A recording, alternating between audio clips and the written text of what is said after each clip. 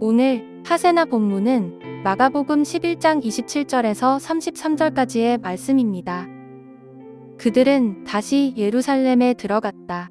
예수께서 성전 뜰에서 거닐고 계실 때에 대제사장들과 율법학자들과 장로들이 예수께로 와서 물었다. 당신은 무슨 권한으로 이런 일을 합니까? 누가 당신에게 이런 일을 할 수 있는 권한을 주었습니까? 예수께서 그들에게 말씀하셨다. 나도 너희에게 한 가지를 물어보겠으니 나에게 대답해 보아라. 그러면 내가 무슨 권한으로 이런 일을 하는지를 너희에게 말하겠다. 요한의 세례가 하늘에서 온 것이냐, 사람에게서 온 것이냐? 내게 대답해 보아라. 그들은 자기들끼리 의논하며 말하였다. 하늘에서 왔다고 말하면 어찌하여 그를 믿지 않았느냐고 할 것이다. 그렇다고 해서 사람에게서 왔다고 대답할 수도 없지 않은가? 그들은 무리를 무서워하고 있었다. 무리가 모두 요한을 참 예언자로 알고 있었기 때문이었다. 그래서 그들이 예수께 대답하였다. 모르겠습니다. 예수께서 그들에게 말씀하셨다.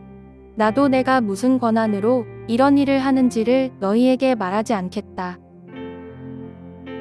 예수께서 성전을 거닐고 계실 때 대제사장들과 율법학자들과 장로들이 예수님께로 왔습니다. 이들은 당시 이스라엘의 최고 의결 기구인 산헤드린을 대표하는 자들입니다. 이들이 예수님을 만나기 위해서 왔다는 것은 그들이 예수님과 연관된 문제를 매우 심각하게 받아들였다는 뜻인데 아마도 전날에 있었던 성전 정결 사건 때문일 것입니다. 그들에게 성전은 절대적인 대상이었습니다. 사실 그들뿐만 아니라 이스라엘에 속한 모든 사람들이 그렇게 생각했을 것입니다. 예수님도 성전을 평가절하하신 것은 아닙니다. 단지 그들이 성전에서 행했던 매매와 불법 행위를 눈 감고 지나칠 수 없으셨던 것입니다. 하지만 종교 지도자들과 유대인들이 보기에 예수님이 성전의 권위를 인정하지 않은 것처럼 보였을 것입니다. 그래서 그들은 예수님을 찾아와 문제 제기를 하려고 하는 것처럼 보입니다. 표면적으로 보이는 권위의 무게로만 본다면 양쪽은 비교될 수 없습니다. 예수님은 유랑 설교자에 불과했다면 그들은 예루살렘 성전을 중심으로 산헤드린의 핵심 권력자들이기 때문입니다. 그런데 이제 예수님과 산헤드린 지도자들 간에 참된 권위에 대한 논쟁이 시작됩니다. 대제사장들과 율법학자들 그리고 장로들은 예수님에게 당신은 무슨 권한으로 이런 일을 합니까? 라고 물었습니다. 이런 일이라고 함은 아마도 성전에서 행하신 일과 지금까지 행하셨던 공생의 사역을 포함한다고 볼 수 있습니다. 그런데 이 질문만 본다면 예수님이 하신 일 자체보다 권위, 즉 자격을 문제 삼는 것입니다. 당신은 제사장도 아니고 율법학자도 아니고 장로도 아닌데 무슨 자격으로 사람들을 가르치고 병을 치료하고 성전의 매매 행위에 대해서 왈가왈부하느냐는 것입니다. 두 번째 질문은 누가 이런 권위를 주었느냐입니다. 이런 질문의 의도는 예수님을 거짓 예언자로 몰아가려는 의도가 분명합니다. 예수님이 나중에 신성모독의 죄를 범했다는 선고를 받았다는 사실이 이미 이런 질문에서 예고된 셈입니다. 그런데 예수님은 직접 대답하지 않으시고 대신 되물으셨습니다.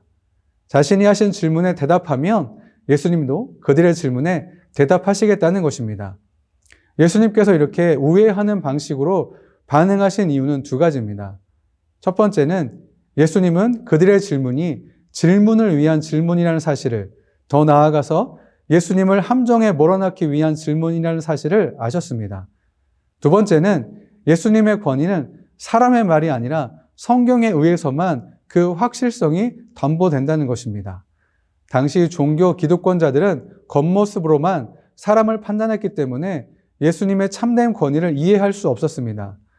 요한복음에 따르면 바리새인들이 예수님의 증언이 거짓이라고 트집을 잡았을 때 예수님은 그들이 사람을 육체로 판단한다고 지적하시면서 아버지가 나를 위하여 증언하신다라고 말씀하셨습니다. 예수님을 보내신 하나님 아버지가 예수님의 가르침과 행위에 함께 하셨다는 말입니다. 이것을 종교 지도자들에게 설명한다고 해서 그들은 이해하지 못했을 것입니다. 참된 권위는 하나님에게서만 오고 예수님의 권위는 하나님의 권위와 동일합니다. 예수님께서 되물으신 질문은 세례 요한에 관한 것이었습니다. 요한의 세례가 하늘에서 온 것이냐, 사람에게서 온 것이냐, 예수님의 권위와 요한의 세례가 무슨 상관이 있기에 이런 질문을 하셨는지 의아해할 수 있습니다. 그러나 이 질문에는 권력 관계가 내재되어 있습니다. 세례 요한은 광야의 예언자로 철저하게 야인으로 살았습니다. 그는 성전과 회당을 중심으로 하는 이스라엘 주류 종교 지도자들과 대척점에 있었습니다. 이런 점에서 요한은 예수님의 선구자 역할을 했다고 볼 수 있습니다. 예수님이 공생애 중에 요한에 대한 언급을 여러 번 하셨던 이유도 여기에 있습니다. 또한 요한이 회개의 세례를 전파하자 온 유대 지방과 예루살렘 사람이 요한에게 가서 회개하고 세례를 받았습니다. 요한의 명성이 이렇게 높았다면 종교 지도자들 역시 요한에 대해 잘 알고 있었을 것입니다. 요한의 세례가 하늘로부터냐 사람으로부터냐라는 예수님의 질문을 받은 대제사장들과 율법학자들 그리고 장로들은 당혹스러웠을 것입니다. 그들은 세례 요한을 받아들이지 않았기 때문에 하늘로부터라는 뻔한 거짓말을 할 수 없었습니다. 예수님의 질문을 받은 자들은 세례 요한을 인정하지 않았기 때문에 그 대답은 당연히 사람으로부터라고 해야 합니다. 그러나 그들은 그렇게도 대답하지 못했습니다. 그 이유는 사람들이 세례 요한을 참 선지자로 받아들였기 때문입니다. 이러지도 못하고 저러지도 못하는 상황이 되었습니다. 그들은 진리를 따르기보다 당장 눈앞에 보이는 이익만을 추구하다 보니 만약 자신들의 생각이 옳다고 했다면 민심이 어찌 되었든지 자신들의 소신을 밀고 나갔어야 했는데 그렇게 할 수도 없게 되었습니다. 잔머리 굴리느라 진리에 반응하지 못한 것입니다. 이런 사람들에게서는 권위를 찾아볼 수 없습니다. 우리의 일상에서도 이런 눈앞의 이익만을 위해 잔꾀를 부리는 일들이 자주 일어납니다. 나에게 유리하게 작용할 것인지 불리하게 작용할 것인지 너무 많은 생각을 합니다. 남을 배려하기 위해 신중하게 처신하는 것은 필요한 덕목이지만 그게 아니라 이익이냐 손해냐만을 따진다면 책임 있고 권위 있는 행동을 하지 못하게 됩니다. 결국 종교 지도자들은 예수님의 질문에 모른다라고 대답했습니다. 그러자 예수님도 그들이 처음에 던진 질문에 대해서 나도 내가 무슨 권한으로 이런 일을 하는지 너희에게 말하지 않겠다라고 하셨습니다. 예수님에게 망신을 주고 궁지로 몰아넣으렸던 그들의 계획은 수포로 돌아가게 된 것입니다. 아마 우리도 종종 주님의 권위에 의문을 가질 때가 있습니다. 우리는 우리 삶에서 일어나는 이해할 수 없는 상황 때문에 하나님의 권위를 의심할 때가 있습니다.